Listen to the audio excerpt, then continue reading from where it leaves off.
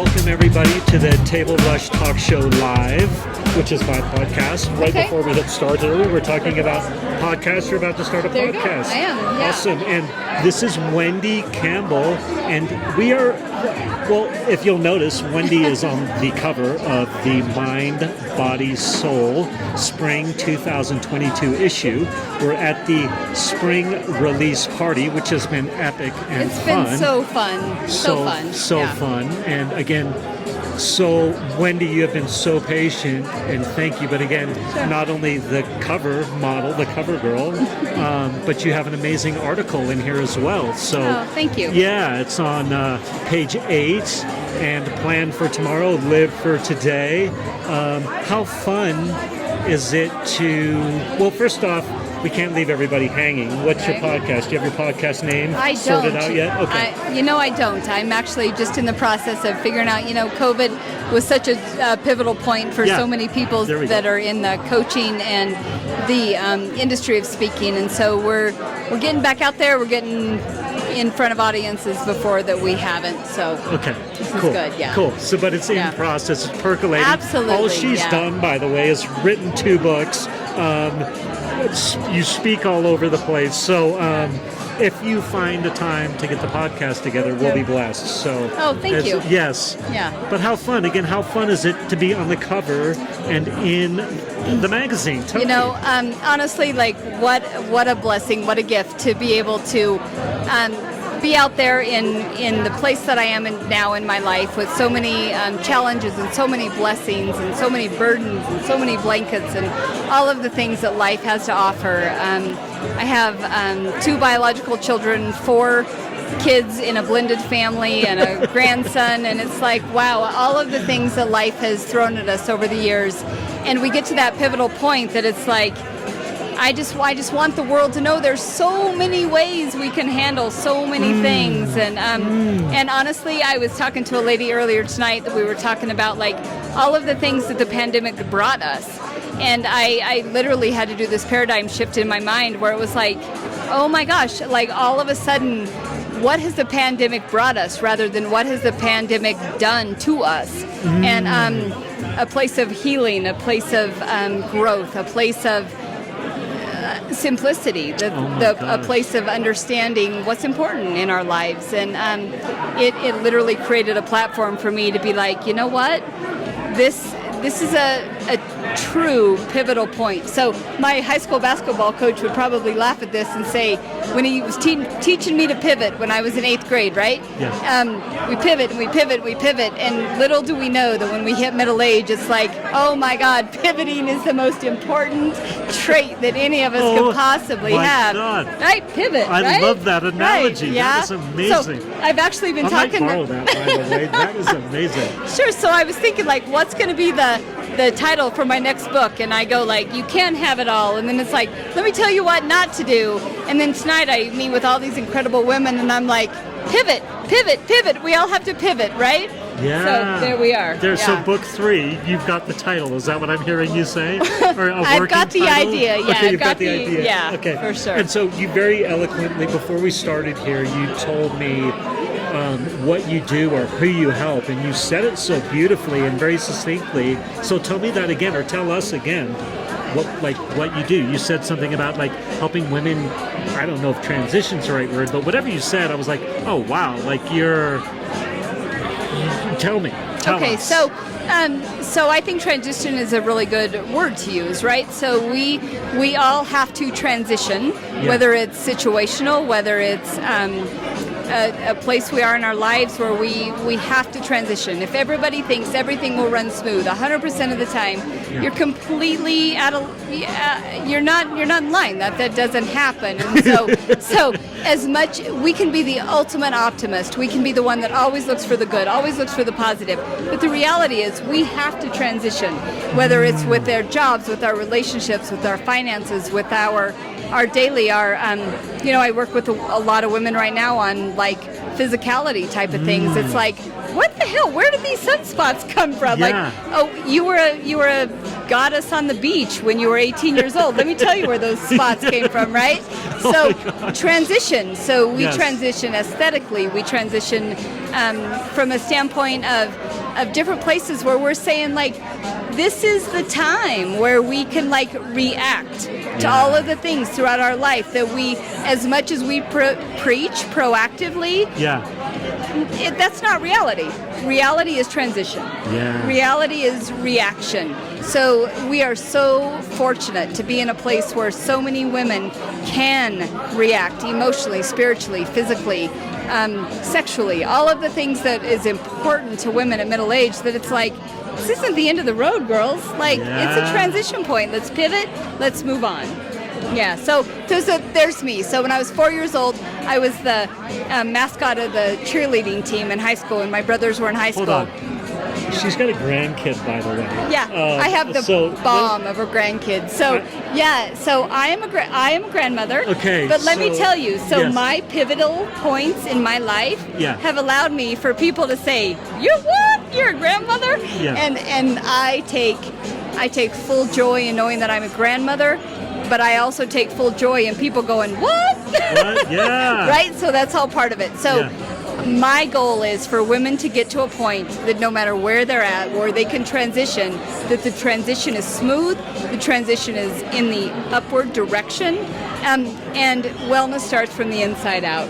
And that's what I'm all about. So just promoting it all the way through. So good. And I interrupted you. You were about to tell a story.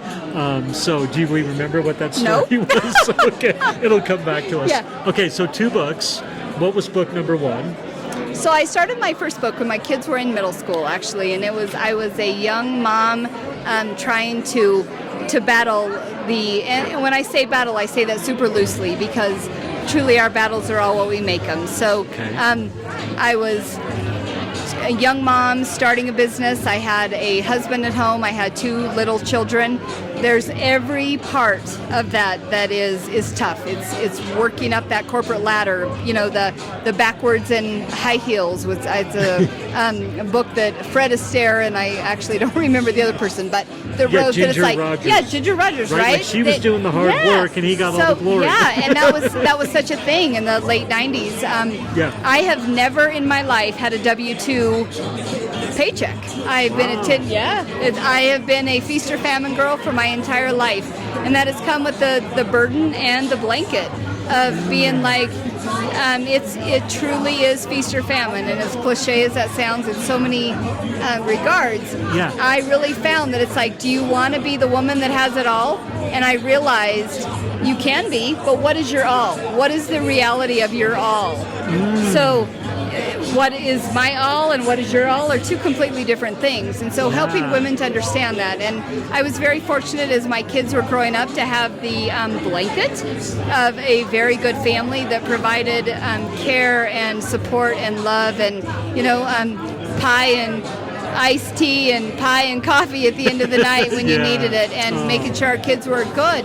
And now I'm at the point where I have that same blanket in a lot of ways with a lot of my friends and family and people that even in a secondary part of my life where I'm divorced. I have 2 grown children and a grandson and a blended family of 4, and I have there's another blanket that comes into that where they support where you're at in that time of life and how important that is, because women can do it all, but you have to decide what is all, right? So when women start to pay attention to their health issues, when they pay attention to their weight, to their aesthetics, to their spirituality, their emotions, it's a package deal. Yeah, you don't get to pick and choose. You're either all in or you're all not. And I'm so fortunate to be blessed with amazing women in my life, from my grandmothers to my mother to my cousins to my friends to my daughter to my stepdaughter to people that in my life show me how to be and how not to be. And I thank God every day that I have the support system that I do that helps me share that same thing with other women. It's beautiful. Yeah, thank you. Yeah. So Wendy, who's on the cover, and Wendy Campbell, and also has an awesome article in here, Mind, Body, Soul magazine. Quickly, before we move on, Sure. where can people find you? So I live in Montrose, Colorado. Okay. And I have several different avenues to find me. I am available to speak to small groups, large groups. Campbell Wendy 74 at gmail.com is my email address. Okay. And people can contact me for customized content speaking.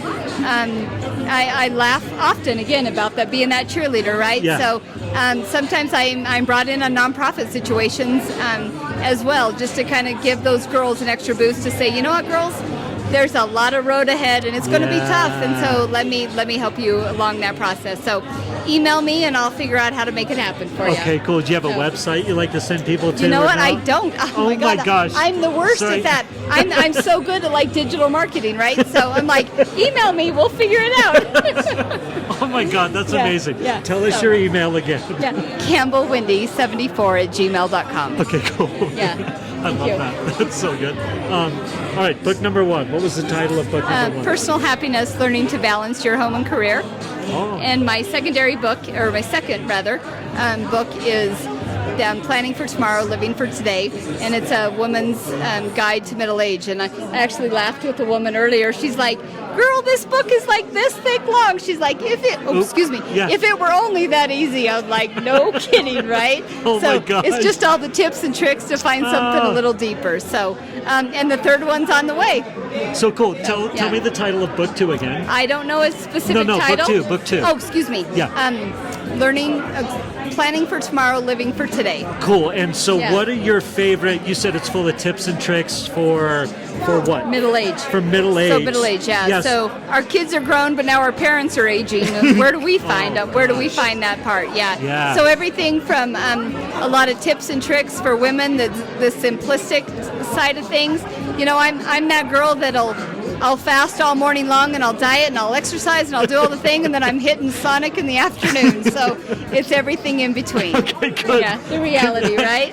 Yeah. Can they find, is this book on Amazon? It is. Per chance? Both of them Fantastic. are, yeah. Okay, both books Yeah. are on Amazon. So what are your favorite, like off the top of your head, book number 2 that's got the tips and tricks for women in heading into middle age, or maybe catapulting towards the empty nest? Like, what are your favorite tips? What are your favorite, honestly, you're like, oh my gosh, I know I don't know anybody watching this, but go to page 50 and read this. Or You know, I honestly, I wish I could direct you specifically, but what I will say is my thing, I traveled corporately for so many years in my previous career. I would grab things that would get me through a flight. And that was usually, and that's where the size of my books came from. That it's like a woman can sit down with a glass of wine, pick this up and go, I want to talk about sex, I want to talk about finances, I want to talk about home decor, I want to talk about this, and I have to be done by the time I get there. And so that's where my books are at. That was totally my thing, is like, I can have a couple glasses of wine, read this book, and I'm ready to roll when I hit the ground. Oh my God, it's so good. That is so good. So I don't have a specific page to direct you to. That's Read fine. the book. You read the book. Read the book. Oh my gosh. So, What are your what are your top 3 things that you do every day to kind of keep you in this joyous, open-minded, and able to find the goodness in the rough spots or in the transitions, or to pivot with grace, or what on a daily basis, what are your top 3 things that you're doing every day?